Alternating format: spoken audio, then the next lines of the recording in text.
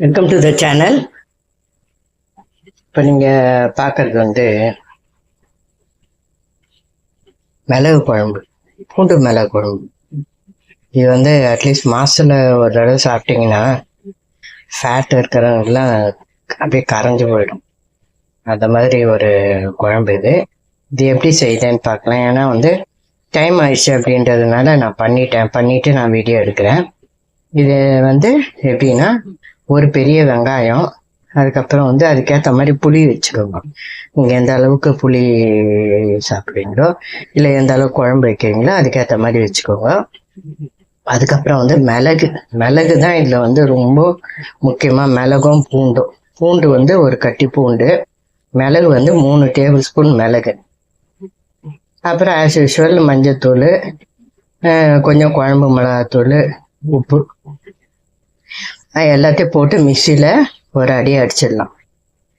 இது வந்து 2 நிமிஷத்தில் பண்ணக்கூடிய குழம்பு வந்து. ஆனால் கொதிக்கிறது மட்டும் நல்லா கொதிச்சு சுண்ட வந்ததுன்னாக்கா அது போட்டு சாப்பிட்றதுக்கு அவ்வளோ அருமையாக இருக்கும். கூட நெய் போட்டு சாப்பிட்றதுனால சாப்பிடலாம், இல்லை அப்படியே சாப்பிட விரும்புகிறவங்க அப்படியே சாப்பிடலாம். சூப்பராக இருக்கும், ரொம்ப அருமையாக இருக்கும் அந்த குழம்பு. மஞ்சப்பொடி, மிளகாத்தூள், புளி நீங்கள் அதிலேயே போட்டு அரைச்சிடலாம். அப்புறம் வந்து பெருங்காயத்தூள், அது வந்து கிட்டத்தட்ட ஒரு 3/4 டீஸ்பூன் போட்டுக்கோங்க. போட்டுக்கிட்டு எண்ணெய் கொஞ்சம் நிறைய விட்டுக்கணும், நல்லெண்ணெய் விட்டு கடுகு தாளிச்சுக்கோங்க. கடுகு தாளிச்சுட்டு அப்படியே இந்த அரைச்சதை கொட்டி கூட தண்ணி கலந்து அதை கரைச்சி கொட்டிட்டிங்கன்னா இந்த குழம்பு வந்து மருந்து குழம்புன்னு சொல்லலாம், மிளகு பூண்டு குழம்புன்னு சொல்லலாம். இது அந்த அளவுக்கு நல்லா கொதிக்க வச்சுட்டிங்கன்னா ஃப்ரிட்ஜில் வச்சு 4 நாள் கூட சாப்பிடலாம்.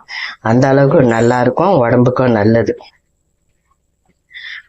கூட வெந்தயம் தாளிக்கிறவங்க வெந்தயம் தாளிச்சிக்கலாம். நான் இன்றைக்கி வெந்தயம் போடலை, வெறும் கடுகு மட்டும் தாளித்து ஊற்றிருக்கிறேன்.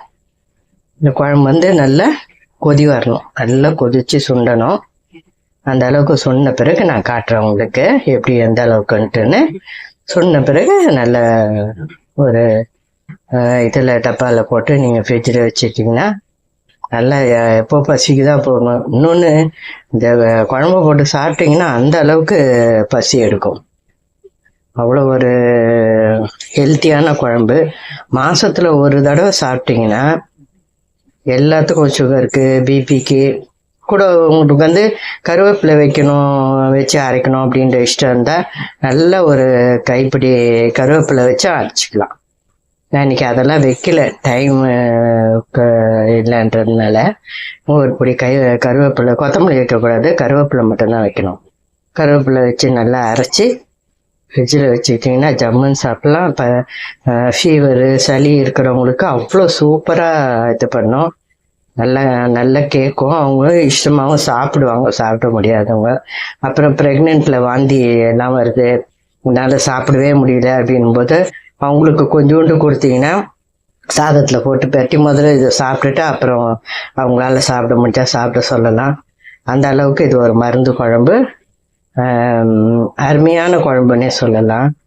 இது வந்து எத்தனை பேர் தெரியும்னு தெரியல, தெரிஞ்சவங்களுக்கு பரவாயில்ல, தெரியாதவங்க இந்த மாதிரி மந்த்லி ஒன்ஸ் சாப்பிடுங்க. இது வந்து நல்லா சுண்டி வந்ததும் உங்களுக்கு நான் காட்டுறேன்.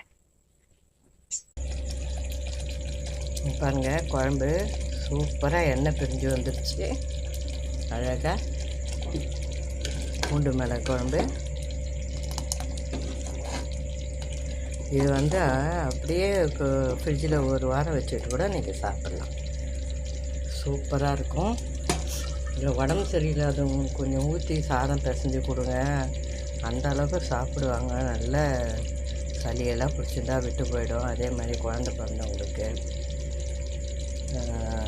வாமிட்டிங் இருக்கிறவங்களுக்கு, இவங்களுக்கெல்லாம் வந்து நல்ல யூஸ் ஆகும் இந்த குழம்பு. யார் வேணாலும் சாப்பிட்லாம், சூப்பராக இருக்கும். ஃபேட்டு இது கண்டென்ட் ஜாஸ்தி இருக்கிறவங்க சாப்பிட்டா அவங்களுக்கு கண்டிப்பாக குறைய வாய்ப்பு இருக்குது. இந்த வீடியோ உங்களுக்கு பிடிச்சிருக்கோன்னு நம்புகிறேன். பிடிச்சிருந்தா லைக் பண்ணுங்கள், ஷேர் பண்ணுங்கள், எங்கள் சேனல் சப்ஸ்கிரைப் பண்ணுங்கள். இந்த வீடியோ பார்க்குற அனைவருக்கும் என்னோடய மனமார்ந்த நல்வாழ்த்துக்கள். தேங்க்ஸ் ஃபார் வாட்சிங்.